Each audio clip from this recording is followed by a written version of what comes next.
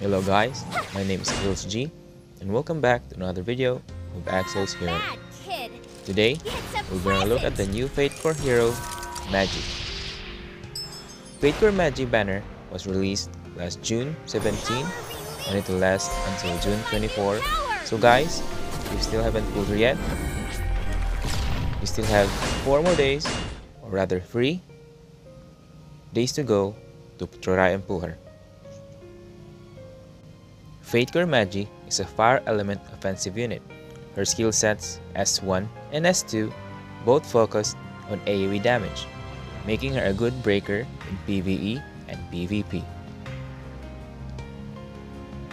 Aside from that, she doesn't have much to offer aside from doing AoE damage. Let us look at her passive Mana Utilization 3. Increase attack based on allies' mana count.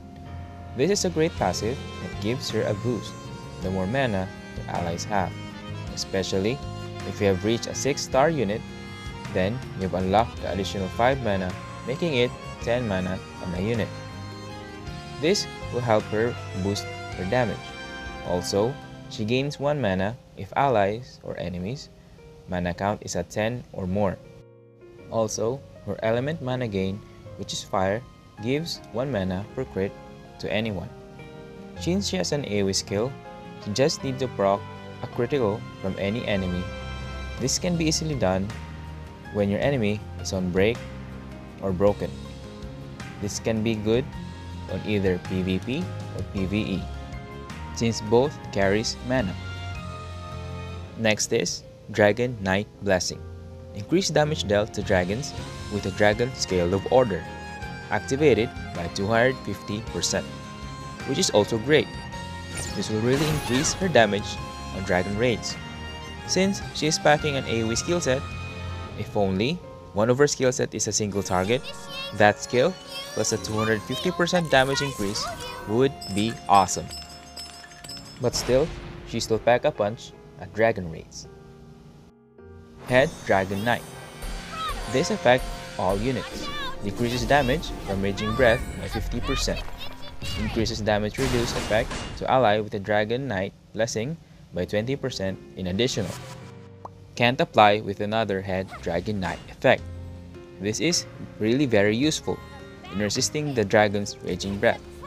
Imagine this, the 50% damage decrease plus the additional 20% by the passive of the Dragon Knight's Blessing, making it an overall 70% decrease. This can really help your team a lot. Without this, maybe half of your units will die, thus reducing your overall performance on dragon raids. The Great One is an overtime effect, which has a sub-passive which are Dragon Blood, Wrath, and Dragon Scale. Dragon Blood.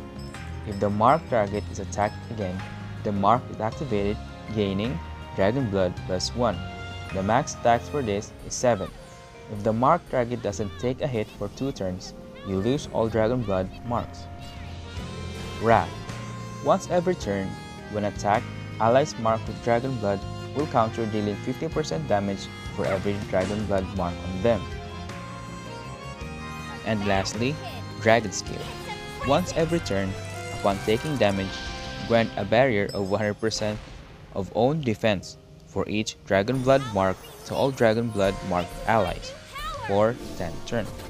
This cannot be stacked. By the looks of this has been really thought out, since the nerf of the Great One. Since the release, the only ones who benefited the previous passive, the Great One, are FC Xeon, FC Anastasia, and FC Baelish, thus making PvE easy and PvP much easier.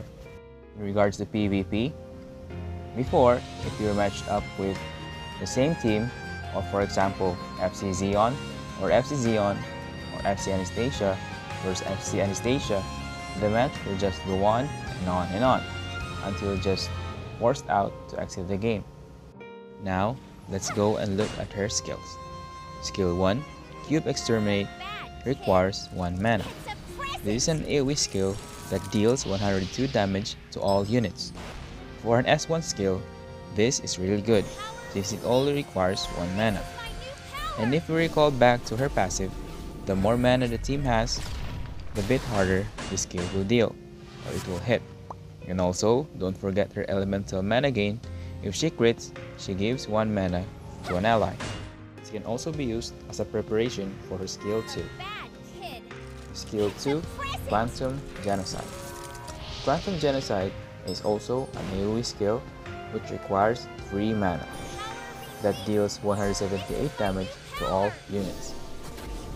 If you have prepared your skills, mana count, this would actually deal a lot of damage.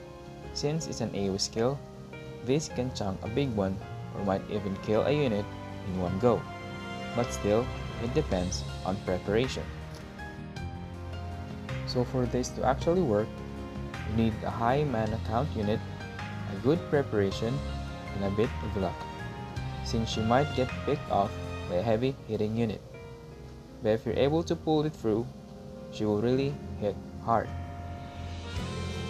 So my conclusion for her is, she's a good unit, packs a punch, has a great passive, great on fire rates, good at dealing a lot of mobs, a good breaker, has a high crit rate, and high attack. The turn-off point for me is her skills, which she is only limited to AoE skills. Though she's a good unit, I'd still pick her on some occasions. So guys, that's my Fatecore Magi review. If you have some questions, comment it down below. If you enjoyed this video, please click like, subscribe, and click the notification bell to be updated on a new video. Again, my name is G. Thank you for watching, and see you again in the next video.